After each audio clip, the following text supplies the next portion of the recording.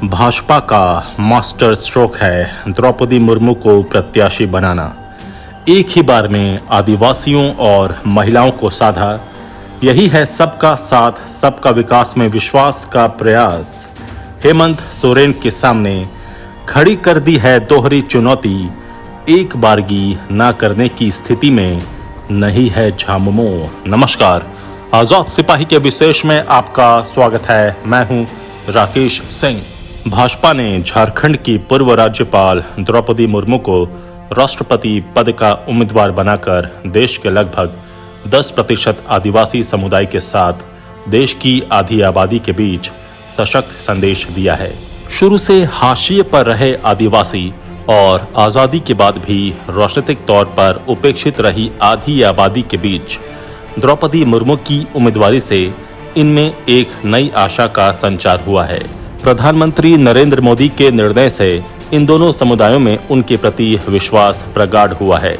नरेंद्र मोदी की अगुवाई में भाजपा ने जिन सधे कदमों से ये फैसला किया है, उससे न केवल उसे राजनीतिक लाभ मिलेगा बल्कि विपक्ष के समक्ष दांतों तले अंगुली चबाने की नौबत आ गई है। झारखंड की झामुमो जैसी पार्टी के समक्ष भयानक दुविधा की स्थिति उत्पन्न हो गई है, क्योंकि वह न तो भाजपा उम्मीदवार द्रौपदी मुर्मू का खुलकर विरोध कर सकती है और न विपक्ष के संयुक्त उम्मीदवार का समर्थन। एक बारगी अगर झामुमो द्रौपदी मुर्मू को समर्थन करने से इनकार करती है तो भाजपा झामुमो की आदिवासियों के बीच गलत तस्वीर लेकर जाएगी, और तुरंत हाँ करती है तो विपक्षी गठबंधन के समक्ष उसकी स्थिति असहज हो जाएगी। क्योंकि झारखंड में झामुमो कांग्रेस और राजद के समर्थन से सरकार चला रही है। वैसे में कांग्रेस ये चाहेगी कि झामुमो विपक्ष के साझा उम्मीदवार यशवंत सिन्हा का समर्थन करे। ऐसे में संभव है कि झामुमो बीच का रास्ता अख्तियार करते हुए अपने विधायकों और सांसदों को विवेक से मतदान करने पर सहमति जता दे। भाजपा ने द्रौपदी मुर्मू को राष्ट्रपति पद का उम्मीदवार बनाकर अपने माथे पर चस्पा उस कलंक को भी एक झटके में मिटा दिया है, जिसमें कहा जाता था कि वो सवर्णों, अगड़ों, पूंजीपतियों और बनियों की पार्टी है। पहले रामनाथ कोविंद और अब द्रौपदी मुर्मू को सामने लाकर भाजपा ने साफ कर दिया है कि वो अब पूरे भारत की नुमाइंदगी करती है और जातीय या सामुदायिक आधार पर वो किसी से भेदभाव नहीं करती। वो सबका साथ सबका विकास में विश्वास करती है। भाजपा की नीति में इस युगांतरकारी बदलाव का नतीजा ये हुआ है कि आदिवासी समुदाय को उम्मीद बंधी है कि आदिवासी राष्ट्रपति बनने पर पेशा कानून के सशक्त बनने, जनगणना प्रपत्र में सरना धर्म कोड, 5वीं और 6ठी अनुसूची के राज्यों के साथ केंद्र सरकार के समन्वय जैसे मुद्दे अब हल हो सकेंगे। द्रौपदी मुर्मू की उम्मीदवारी के सियासी गणित का विश्लेषण करती आजाद सिपाही के विशेष संवाददाता राकेश सिंह की खास रिपोर्ट। पिछले 8 साल से दुनिया के सबसे बड़े लोकतंत्र पर शासन कर रही दुनिया की सबसे बड़ी राजनीतिक पार्टी भाजपा अपने सर्वाधिक लोकप्रिय नेता नरेंद्र मोदी के नेतृत्व में कई अवसरों पर देश दुनिया को चौंकाती रही है। अभी देश के संवैधानिक प्रमुख यानी राष्ट्रपति चुनाव की गहमागहमी के बीच पीएम मोदी ने एक बार फिर देश दुनिया को चौंका दिया है। उन्होंने झारखंड की पूर्व राज्यपाल और ओडिशा निवासी द्रौपदी मुर्मू को राष्ट्रपति पद का प्रत्याशी घोषित कर न केवल चौंकाया है बल्कि देश के सियासी माहौल में नई गर्मी पैदा कर दी है, जिसकी तपिश भाजपा को तो निखारेगी लेकिन विपक्षी दलों, खासकर आदिवासी मुद्दों पर राजनीति करने का दावा करने वाले दलों को झुलसा कर राख कर देगी। पीएम मोदी के इस फैसले ने कई क्षेत्रीय दलों के समक्ष पसोपेश की स्थिति पैदा कर दी है। पसोपेश की ये स्थिति झारखंड के मुख्यमंत्री और झारखंड मुक्ति मोर्चा के कार्यकारी अध्यक्ष हेमंत सोरेन के लिए शायद सबसे बड़ी है। कांग्रेस और राष्ट्रीय जनता दल उनकी सरकार में शामिल हैं और ये तीनों पार्टियां विपक्षी संयुक्त प्रगतिशील गठबंधन यूपीए की प्रमुख घटक है। इसलिए स्वाभाविक तौर पर राष्ट्रपति चुनाव के लिए उनका समर्थन यूपीए के आधिकारिक प्रत्याशी और यशवंत सिन्हा को मिलना चाहिए। इसके बावजूद हेमंत सोरेन के निर्णय को लेकर देश भर में कौतूहल की स्थिति है, तो इसकी एक बड़ी वजह भी है। दरअसल झामुमो और खासकर हेमंत सोरेन इस बात से भलीभांति वाकिफ हैं कि अगर वो द्रौपदी मुर्मू के पक्ष में मतदान करने से मना करते हैं तो भाजपा इसे आदिवासियों के बीच एक बड़े हथियार के रूप में इस्तेमाल करेगी, और अगर मतदान करते हैं तो यूपीए के बीच झामुमो को लेकर गलत संदेश जाएगा। ऐसे में झामुमो के लिए एक बीच का रास्ता भी बचता है कि वो अपने सांसदों और विधायकों को विवेक से मतदान करने की सहमति दे दे। दरअसल भाजपा ने जिन द्रौपदी मुर्मू को अपना उम्मीदवार बनाया है वो संथाल आदिवासी हैं।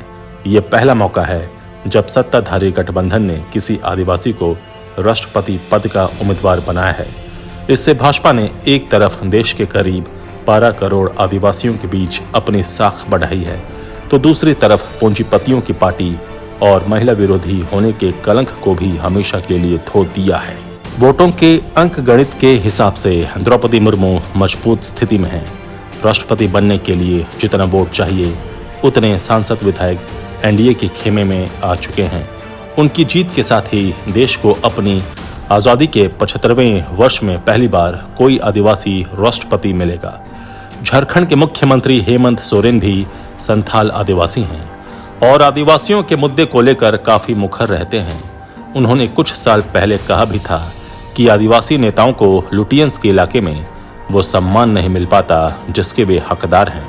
ऐसे में अब अगर किसी संथाली आदिवासी को लुटियन जोन के केंद्र में रायसीना हिल्स की पहाड़ियों पर बने राष्ट्रपति भवन में जाने का अवसर मिलने की संभावनाएं हैं, तो हेमंत सोरेन के पास क्या विकल्प हैं, ये बड़ा सवाल है।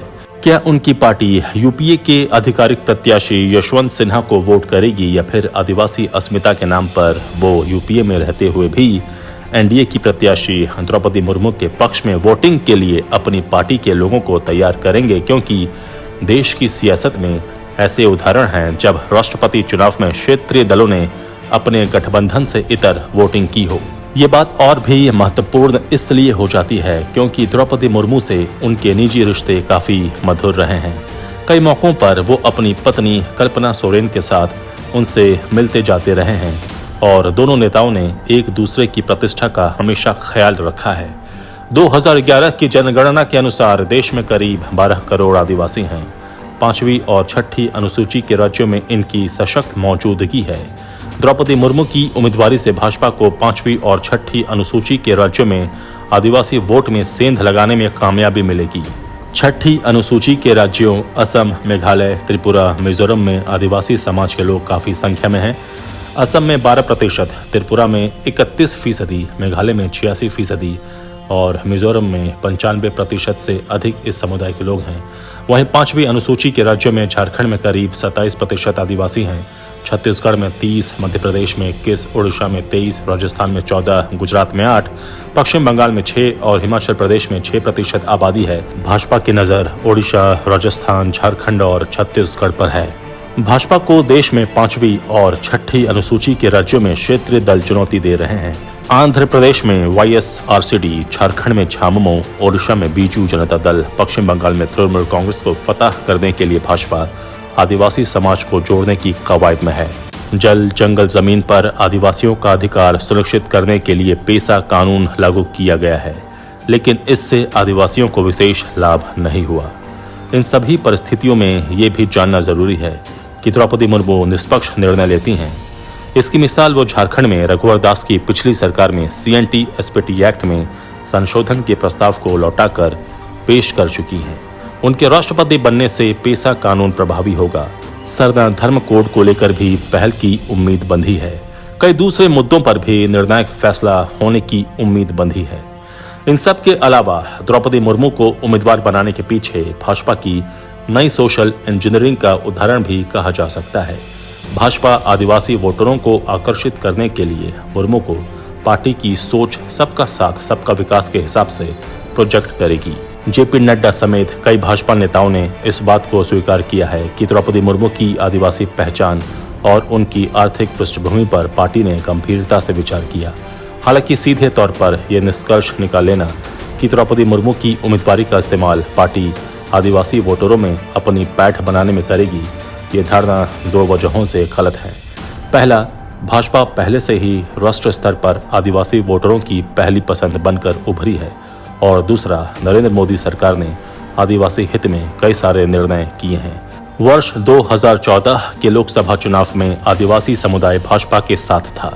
तब उसे आदिवासी वर्ग के लिए आरक्षित 47 में से 27 सीटें मिली थीं, जो वर्ष 2019 में बढ़कर 31 हो गईं।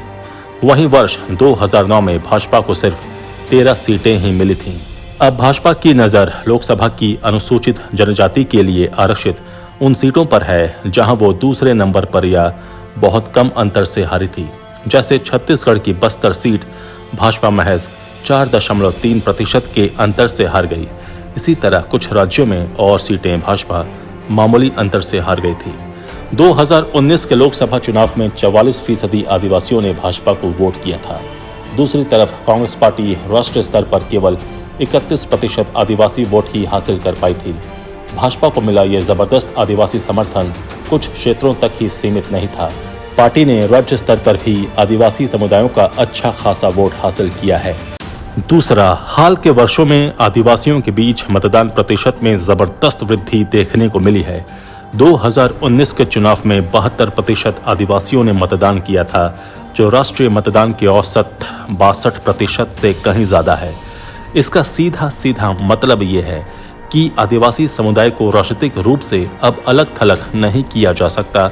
वे भी पूरी सक्रियता से चुनावी राजनीति में हिस्सा ले रहे हैं और उनके राजनीतिक जोश का फायदा भाजपा को मिलता आ रहा है। तो फिर द्रौपदी मुर्मू को राष्ट्रपति भवन भेजने के फैसले की और वजह क्या हो सकती है? इसकी पहली वजह तो ये है कि भाजपा अब मध्य वर्ग, अगड़ी जाति, शहर आधारित हिंदू पार्टी वाली पहचान से आगे निकल चुकी है। उसने पिछले कुछ वर्षों में सच्चे अर्थों में खुद को राष्ट्रीय पार्टी के तौर पर बदला है। पार्टी ने बेहद प्रभावी ढंग से सभी सामाजिक समूहों और समुदायों के बीच अपने जनाधार को बढ़ाया है। पार्टी ने भारतीय समाज में हाशिए पर पहुंचे वर्गों जैसे अति दलितों, निम्न ओबीसी और सबसे ज्यादा पिछड़े आदिवासियों को आगे बढ़ाने की दिशा में गंभीर प्रयास किए हैं। ये समूह गौरव और गरिमा के लिए हिंदुत्व की विचारधारा के साथ हो गए हैं। इस सोशल इंजीनियरिंग ने पार्टी को दो तरह से फायदा पहुंचाया है। इसने भाजपा के लिए खुद को समाज के कमजोर और वंचित तबके के प्रतिनिधि के रूप में प्रस्तुत करने में मदद की। इसके साथ ही उसे वैचारिक स्तर पर बढ़त मिली, जैसे मुस्लिम समूहों के साथ साथ अन्य राजनीतिक विरोधियों की आलोचना करने के लिए हिंदू एकता का आह्वान किया जा सकता है। मुर्मू का नामांकन हिंदुत्व से प्रेरित निम्न वर्गीय राजनीति को सामने रखता है। द्रौपदी मुर्मू भाजपा के इस फ्रेमवर्क में बिल्कुल फिट बैठती हैं। उनके साथ 3 महत्वपूर्ण पहचान जुड़ी हुई है: महिला, आदिवासी, गरीब, जो उनकी कहानी को और रोचक और प्रेरक बना देती है। राष्ट्रपति भवन में उनकी मौजूदगी सांकेतिक रूप से इस तर्क को पुष्ट करती रहेगी कि दलितों, वंचितों और गरीबों के लिए मार्ग प्रशस्त करने को भाजपा ने संस्थानों का लोकतंत्रीकरण किया है। ये भविष्य के लिए भाजपा के फायदे में होगा। आजाद सिपाही के विशेष में अभी इतना ही। आप हमारे इस YouTube चैनल को जरूर सब्सक्राइब करें। आप हमारे Facebook पेज को भी जरूर फॉलो करें और भी अधिक खबरों के लिए पढ़ते रहिए अपना लोकप्रिय दैनिक अखबार आजाद सिपाही। धन्यवाद।